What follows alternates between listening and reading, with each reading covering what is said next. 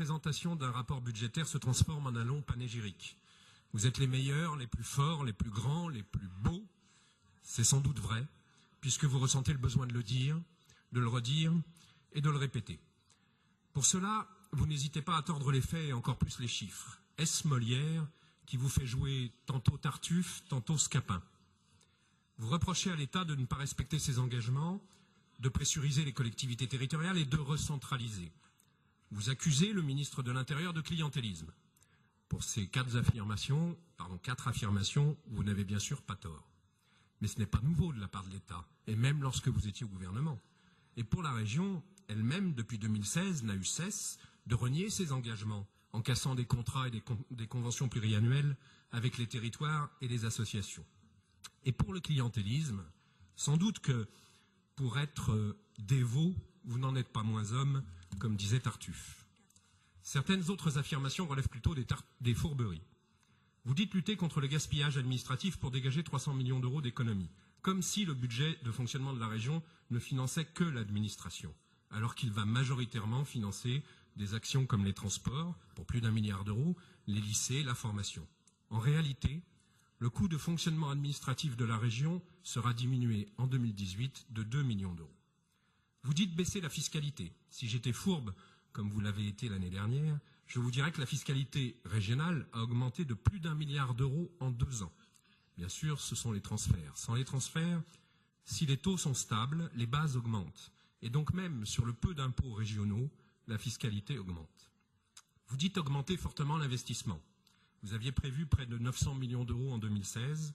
Vous n'avez réalisé que 750 millions d'euros en réalité, et la Cour des comptes aurait dû se pencher sur l'opération d'ordre qui vous a permis d'afficher un meilleur résultat. À peine mieux qu'en 2015. Nous jugerons donc plutôt sur les faits. Vous annoncez 1,5 milliard de plan Marshall pour les lycées, et vous allez le faire.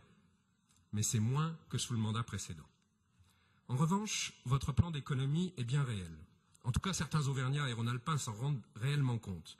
Nous avons déjà cité maintes fois les associations, la culture, l'environnement, mais les deux plus gros secteurs qui subissent la casse de votre politique sont la formation professionnelle et les emplois des agents régionaux. Vous remettez en question le droit à la formation en conditionnant l'accès à la formation à une promesse d'embauche. Vous mettez à mal un service public régional qui va sur les territoires les plus éloignés et qui s'adresse aux plus précaires. Vous auriez pu vous contenter d'avoir une autre vision de la formation professionnelle, et nous aurions aimé en débattre en assemblée.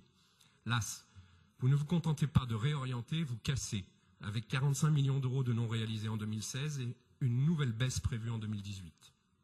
Il ne s'agit pas d'un meilleur pilotage, mais de la suppression de milliers de journées de formation à destination de publics qui en ont besoin. Les effectifs de la région fondent. Il y a toujours un écart entre les postes inscrits au budget et les postes pourvus, de l'ordre de 5 à 8%. Nous atteignons en 2018 12% globalement et 16% sur la filière administrative, c'est-à-dire les agents qui travaillent au siège à la mise en œuvre des politiques régionales. À vous lire, on a l'impression que la priorité absolue de l'exécutif régional est la notation de Standard & Poor's. Si nous pouvons partager l'idée qu'une collectivité territoriale se doit d'avoir une gestion saine et rigoureuse, nous voudrions vous rappeler que cette gestion de l'argent public doit être au service des habitants, de tous les habitants.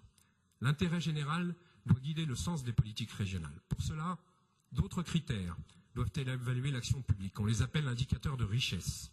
Au XXIe siècle, les objectifs des collectivités sont la réduction de l'empreinte écologique au vu des enjeux climatiques et de biodiversité qui menacent nos populations, le développement humain avec les questions de formation et d'emploi, mais aussi d'alimentation et de solidarité, et la santé sociale avec la culture, la vie associative, mais aussi l'accès aux services publics et aux biens communs.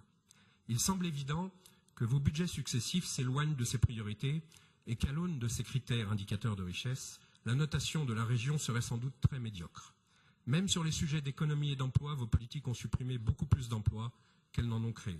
Alors, régulièrement, vous nous demandez d'être une opposition constructive, de faire des propositions. Régulièrement, nous en faisons. Souvent, vous ne les regardez même pas. Parfois, vous osez dire que c'est intéressant, que nous avons raison, mais qu'on en reparlera et qu'on verra plus tard.